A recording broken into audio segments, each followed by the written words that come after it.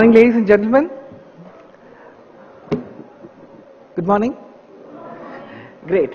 I think some of us are coming out from a lot of cold outside. So,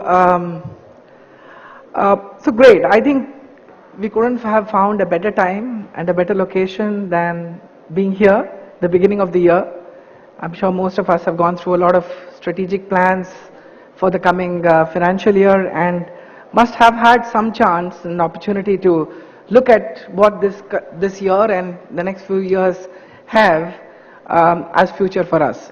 So delivering a keynote on the trillion-dollar economy and projecting and thinking about the future is always very dangerous, but it's also very safe because you're not really committed to anything. It's all about the future.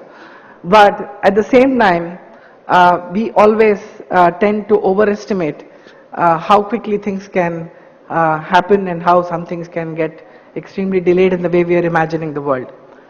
So I think I speak from a position of a lot of opportunity and optimism about how we looking at the future. And when I say we, it's about the entire Indian industry and how we actually want to get to that $1 trillion opportunity.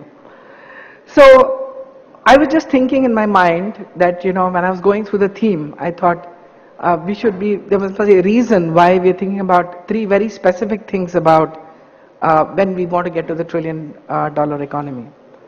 And for some reason, it should be, a combination of what we're going to be all talking about here.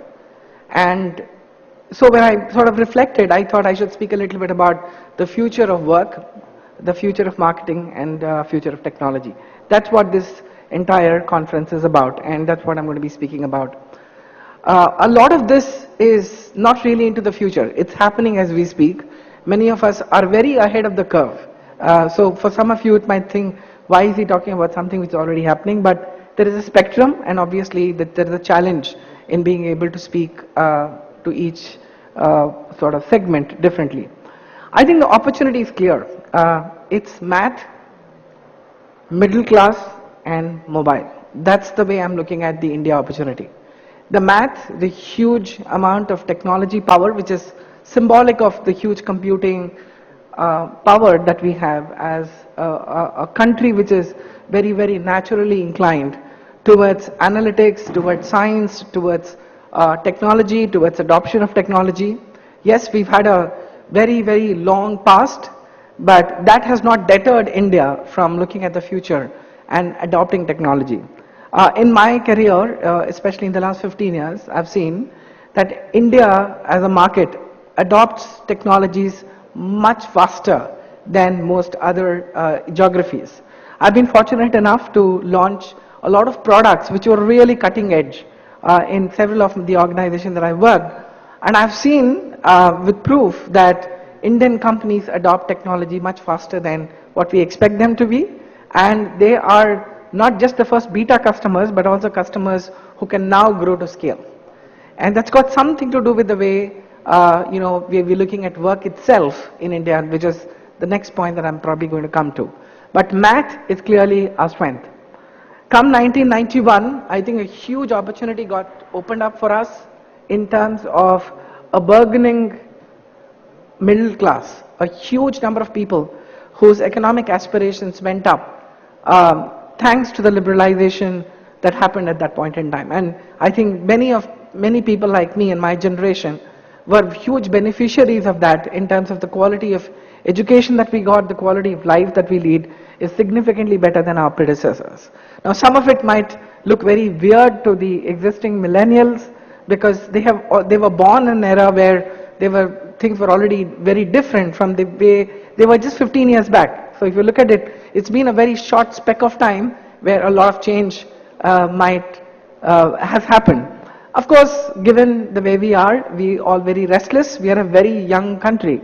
So we are restless and we expect a lot of changes to happen in very short time. Some of these are very realistic, some of these are fair, but some of it should be viewed in the point of a larger spread of time. And you actually see a lot of changes that have happened in the last 25, 30 years. So it's math, our ability to understand and absorb technology. Second one, it's about middle class, which is a huge number of educated people who are coming up with a good economic strength, being able to get their aspirations sort of answered, and they're looking at the future with a lot, the future is going to, they're looking at the future with very, very different eyes than their, ancestors did. And lastly, I think mobile. I think it's now here when I'm talking about mobile, I'm talking about the mobile as a device, not global mobility, which we'll talk about later. But mobile, I think, has added, has absolutely fueled our aspirations. I don't need to say that. I think it's been said several times already in the morning, and we'll hear a lot more about it. We are at IAMAI, so we will hear a lot about how mobile technology and penetration have actually helped.